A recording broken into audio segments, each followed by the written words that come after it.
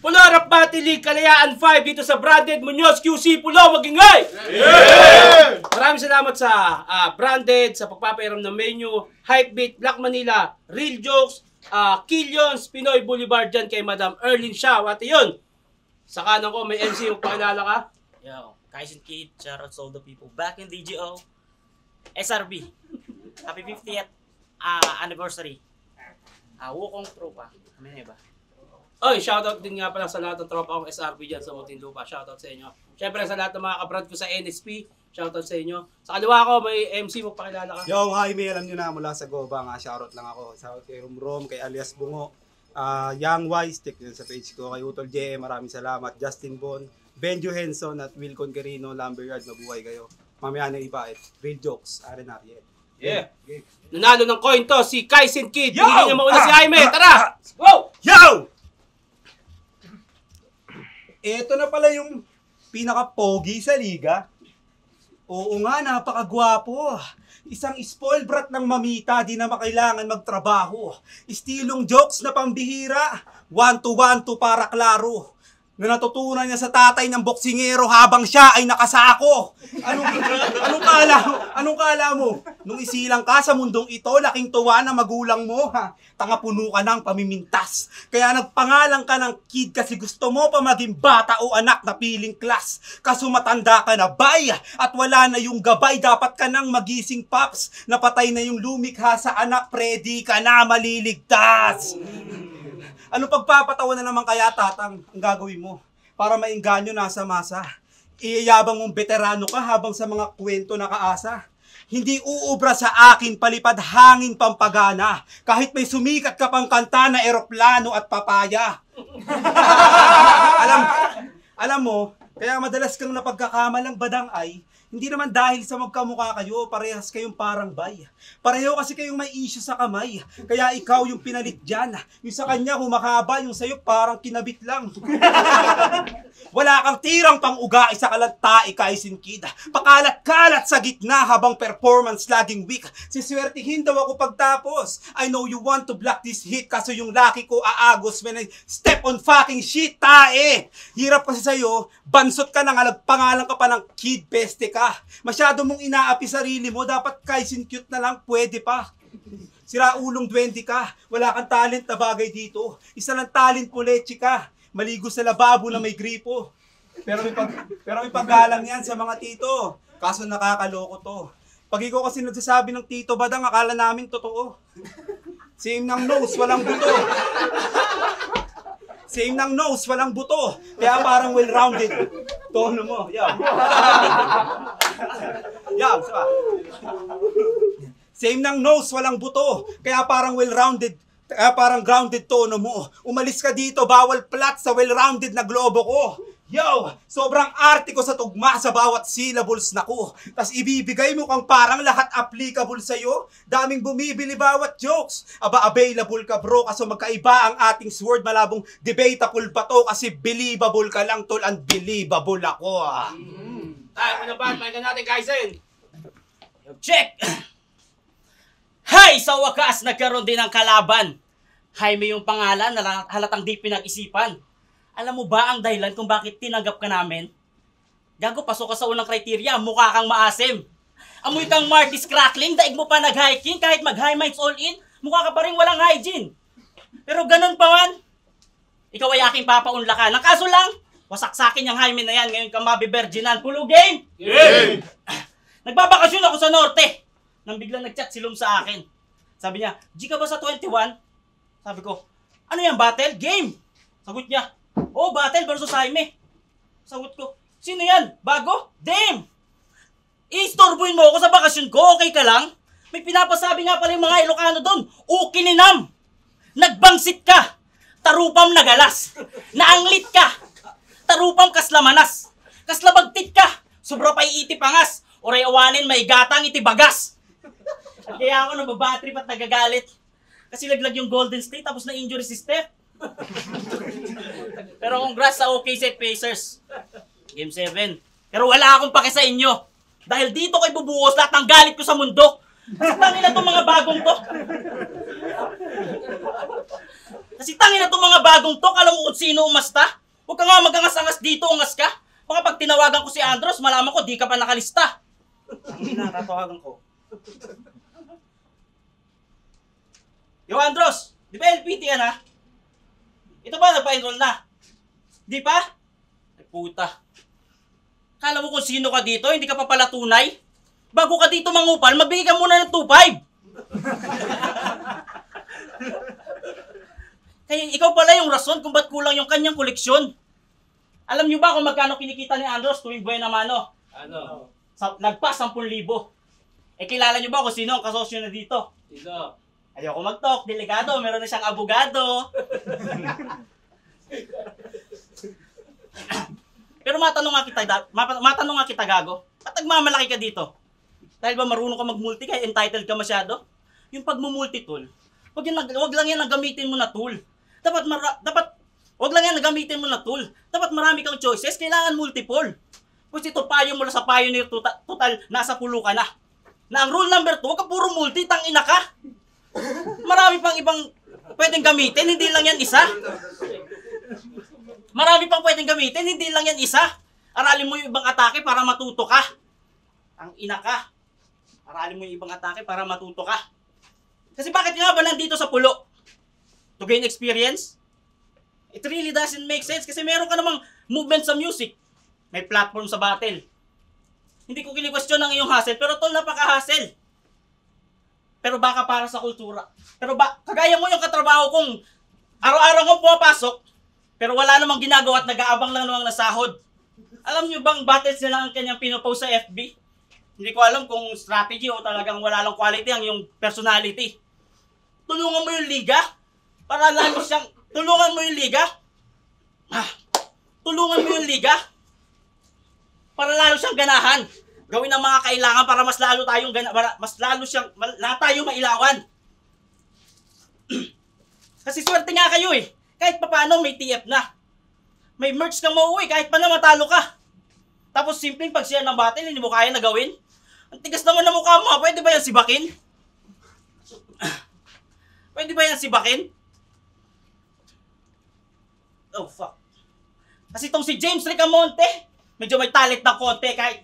Ito si James Ricamonte, medyo may talent na konti at pagmumulti ang forte. Pag sumasali sa contest ay humahakot ng trophy. Pag pumapasok sa korte, saludo mga attorney at pag siya na ang bumoses, tila kay Luni Minolde. Pero malas mo doble, na parang na 11. Ako yung nakakotse, ikaw babaeng kamote. Gaya nung ikaw ay 14. Di ba ikaw yung nasa kote, nahuli nagchuchongke, nagrarugby sa bote, kaya dinala sa pote at ginarote sa poste. Ngayon patay ka na siyempre, delinkwente na peste. Pagtapos guhitan pangalan ni Jaime sa poster, diretso nyo sa morgue. Patay. Ay, ano ba? Pakinggan natin, Jaime. Yo, naistorbo ko rin yung bakasyon niya. Kala mo talaga pupuntos to. Pasensya na po kung naistorbo ko yung buhos niyo. Yo! Pagadang!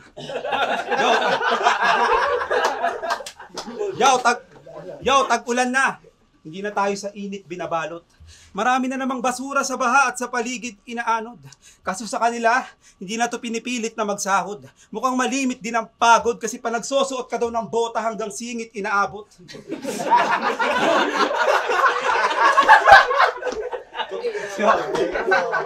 Tangin na kasing paayan ng ikli. Tito, sabi ko last battle, sa Buenamano, bigyan nyo ako ng tumutodas magmaneho. Talagang tinupad nyo no? Kasi binigyan nyo ako ng kadwelo na hindi abot yung preno.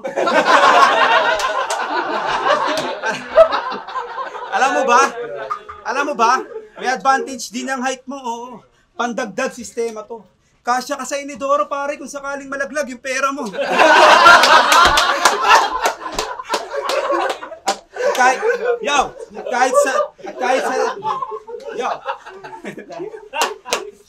Kahit sa nuno ka pa umihi at may duwending na potionan, di mamamaga yung titi at posibleng may kontra dyan. Sasabihin na lang sang duwende, "Huwag gago pre, tropa yan."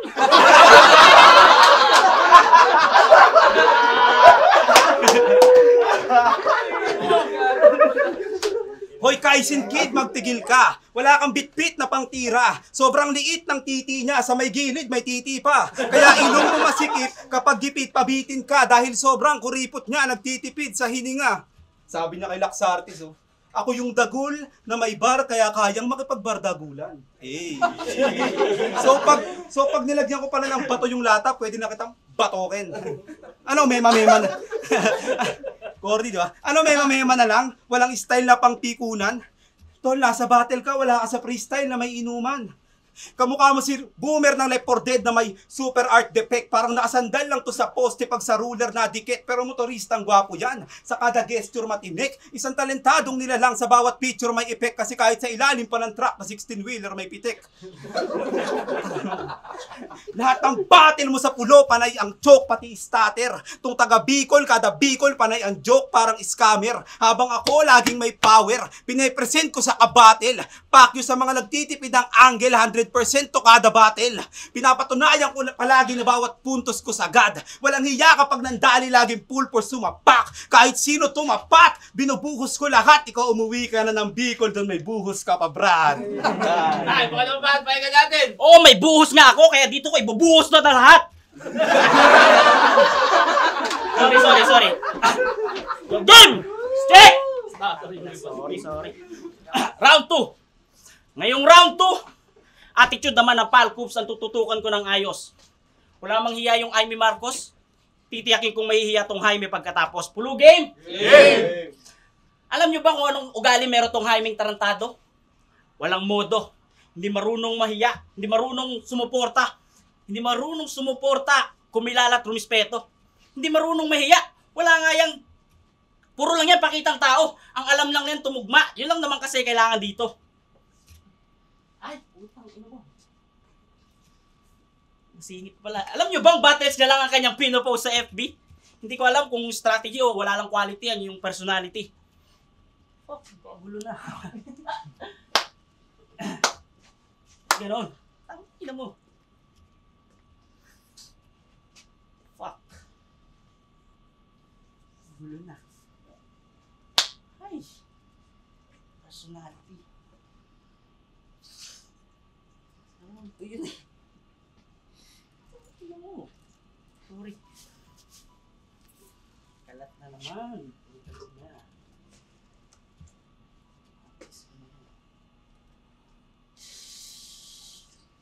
Quality yan yung personality.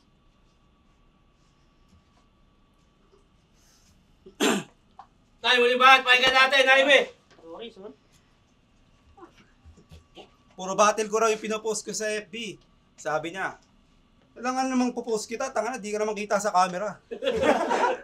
Yo, sa totoo lang, seryoso na. Ako'y luging-lugi.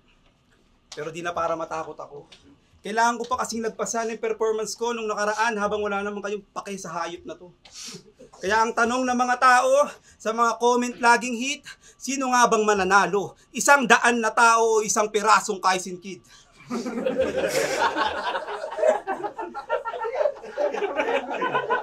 Yaw, pag kumakamot ka sa ulo, sarap mo bigyan ng banana. Sobrang hilig mo sa kuto, mga lisa at garapata. Gorilyang marunong makisama sa mga duwende at buhaya, tas magiging tao na pagka alas 7 ng umaga. Mamamakupad sa sulat ang kupal na tulad na puki ng inang yan. Sadyang namulat sa gubat na burak at duhat ang kanyang panlaman tiyan. Kaya wag na magugulat sa dala kong sulat na pangpunit kalamnan. Pagkat hindi masusugat ang lalim na sugat pag akuwang namaslang. Paano ba naman kasi? Sayang lagi yung islat sa'yo at pagkakataon. Habang yung ibang malulupit, gustong gusto na makamit yung spot kung nasan ka ngayon. Sana ma-realize mo yon, hindi yung puro troll ka tol. Sana tubuan ka na bay na makahabang galamay para makita na ikay nag-e-evolve na Bulbasaur. Yaw, sabit lang sa liga, ang pangit ng itsura. Wala nang bars tapos yung jokes parang plastic ng basura. Nakaka-bad trip lang ang puta. Mahiya kang banukan na mas bata pa nagsabing huwag kang nagkakalat kuya. Sana nga makasali na akong tournament. Di naman siguro yung kalabisan. Mananatili pa rin consistent, pas lalo ko pang gagalingan. Kisa kabaliwan. Anumang sukat ng bilangan. Hindi ako magkakalat, hindi tulad ng isa dyan. Isa ka lang typical opponent na may literally concept. Tipong ihi sinusolvent ako sa physically moment. Panuna feeling star sa comment laban sa nagbubulgar ng context na may critical na content. So welcome back. Kaso ba't ganyan pa din yung pinakita? O baka masyado lang mahina yung sumalo ng dinamita? Pero ano pa man, Sana ma-realize mong may mali ka na sobrang daming nakapila para sa yung talent mapakita habang puro jokes ka at pabida kaya madalas minamani ka. Pero ikaw pa rin yung nandyan. Ayusin mo na lang next battle kada linya para naman kahit pa paano maging worth it at pasado yung pagbabalik mo sa liga. Yeah, tani.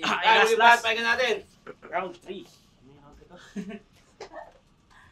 Round 3. Putang.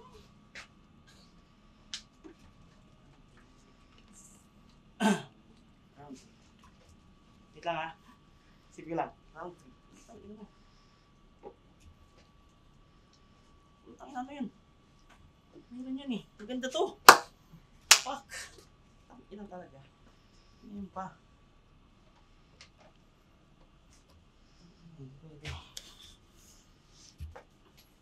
Fuck. Round 3 kung maganda yun. Ayun o. Game. Check! Gising pa, gising pa. Yeah. Ito, bawi tayo, bawi. Yo. Di ba June 30 ang iyong kaarawan? O, the birthday mo na sa katapusan. Congrats! Nice! Last mo na yan. Kasi wag ka na daw mag-birthday. Sabi lang yung mga kakilala. Nung last time na nag-celebrate ka, pero issue lang, walang iya ka. Halos yakagin pa lahat ng buong sambayanan. Mga tropa, katrabaho, kapitbahay at kaibigan. Party-party daw sa Jollibee para maiba naman. Pagdating sa venue ng mga naimbitahan, sabi niya, sige, order na kayo kahit ano. Total, KKB naman. Tangina mo, birthday mo tapos KKB? Kupal ka ba? Kaya sinend ko rin kay Bruce yung birthday mo eh. Alam mo kung ano nakalagay? Sabi niya, ako daw ang enemy year mo. Sa taong to ka mamamatay. Tapos nakita niya rin yung past life mo. Isa ka daw magiting ng mandirigma dati. Kaso meron lang pangit na nangyari. Habang nakikipagdigma, nakagat ka daw bigla ng dragon na bumubuga ng tae. Kaya pala yung galaw mo ibang klase. At talagang pambihira. Pag nakakita ka ng hita, bigla-bigla ka nang hihina. Pag may tumatabi na chicks, talagang abot langit ang ngiti niya. Kasi nga yung dugo niya may kamandag ng Marikina. Tangina. Toby Maguire, got bit by a spider but you, damn, it was badang. MC Tigang na walang nabibembang kaya si Mangmang nagalulo na lang. At hindi lang kamanyakan ng kanyang manap, at hindi lang kamanyakan, pati kabubuhan na mana rin yan. Kasi sabi niyo sa isang laban, ako ay nursing student kaya tawagin niyo akong Dr. James. Dr. James? Tangina ka talaga. First of all, pag doktor, pag nurse, pwedeng nurse Mike, nurse Shin, nurse James. Pag doktor, tangina mo, hindi ginagamit yung first name. Eh bakit si Dr. Dre at Dr. J? Bakit mga doktor ba sila? Sabi mo, ikaw ang tala ng kalookan, eh ba't tatanga-tanga ka? Ikaw ang tala ng kalookan? Talaga ba? Okay, sis Ebon, ano bang benepisyo mo kuha namin sa tala? Di ba wala nga? Taga-kalookan pala to. Naks, batang kahan-kalu. May tanong lang ako sa inyo, sana huwag kang mainsulto. Bakit ganun? Parang ayaw niyong umunlad yung lungsod niyo. Kasi last election na alam nyo ba kung anong ginawa nila? Nire-elect nila yung mayor na lang wala namang ginagawang maganda. Oo, sobrang tamad, kurap, palpak, talagang di maaasahan. Pag may kalamidad, di mo magilap, lalong hindi malapitan. Buti na lang yung page na FFTM, siya'y binabakbakan, binabantayan, bawat kilos at galaw talagang minamatyagan. Ayun, yung mayor nila, biglang pasikat naman, nagpalinis ng daan. Kaya yung mga kaling dating amoy tae ngayon, mapanghin na lang. Kaya shoutout sa FFTM. Saludo po ako. Dahil sa inyo kahit papano nagtatrabaho yung mga politiko. Sana huwag kayong mahipan ng hangin. Kasi maganda naman yung hangarin. At yung mga katulad nito, huwag na huwag yung gagayahin. Kasi sabi niya nung bumaha sa kanila, magdasal na lamang tayo, huwag na tayo magreklamo at mambatikos. Talaga? Magdasal na lang, huwag na magreklamo at mambatikos? Tangina mo daw, sabi ni Papa Jesus. Sobrang dami na niyang pasanin, huwag mo na siyang abalahin. At saka busy yun ngayon kasi may gera sa Ukraine. Yung mayor mo na lang ang iyong hanapin na tanungin, milyon ang pondo sa flood control, bakit hindi yun ang atupagin? Yan ang kupal na neutral. Patal. Sa sariling lugar, walang pagmamahal. Imulat mo ang iyong mata para makita mo ang bayan mong malubhana ang sakit. Dahil ang mga namulat ay hindi na muli pang pipikit. Ay, palapakan natin yung labo. Pularap Battle League, Kalayaan 5 dito sa Branded Munoz QC. Pulo, mag-ingay! Maraming salamat sa Hypebeat, Black Manila, Real Jokes, Killions, Black Manila, sa Pinoy Boulevard kay Madam Early Shawat, ang boto ng Orado, 3-0 para kay Jaime. Yo, shoutout, mabilis lang. Shoutout kay Joko, Kevin Court, Bugs Romel, alias Bungo, J. Pump, Raymond Ayay, Adrian Botulan, Paulo Sasuke, Kuya Art, Post Kev, Ate Maros, Rando, Jason J. John Paul Thomas, Secretary Erwin Hagos, LM Tattoo. Yun, maraming salamat. Yun. Salamat kay Kaising Kid sa pulok, kay Tito Sherman. Yo, ay lang. Bawi next time. Del Gallego Camarines oh. Sorry. Dito kami, mas binoto ko ito around si Jaime.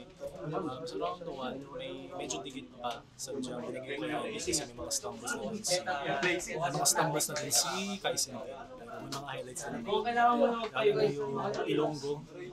Pagkakaintindi ko, Ilonggo na scheme niya nakatawa yun. Sobrang yun. Mas maraming punchline sa mga si Jaime at mas consistent. Ganun din sa round 2, kahit naman walang round 2 na split si Kaisen Kid, dito kasi ako.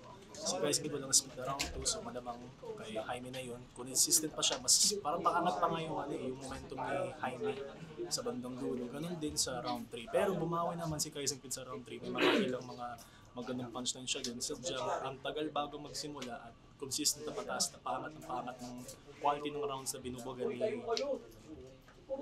Kaya all 3. Ayun, no, D-Pro. Yun, all 3 kaya no kaya may malinaw naman tol. Round 1, medyo okay pa si Kaisen Kid. Kaso nga lang, yan, pagiging madubili yung performance niya, nag-joke siya. Pero sa round 3, then, yan, pabilis na lang tol. All 3 kaya malinaw naman. Medyo. Wala. Ayun na. Malinaw naman tol. All 3 rounds kay Jaime tol. Kasi ang last niya, walang tapon lahat ng mga binitawan niya lumalanding. Habang si Kaisen Kid, okay naman si Kaisen Kid kaso medyo nakukutal na talaga, medyo naiilang sa perform. Round 1 yung binigay ko kay Jaime, round 2 yun binigay ko lalo kay Jaime dahil wala naman masyadong speed si Kaisen. Ewan ko dito lakas ng tama. So round 3. Ewan ko lakas ng tama, sulat kasi di speed dito eh. Round 3 yan kay Jaime ba rin, kita naman. All 3 rounds Jaime.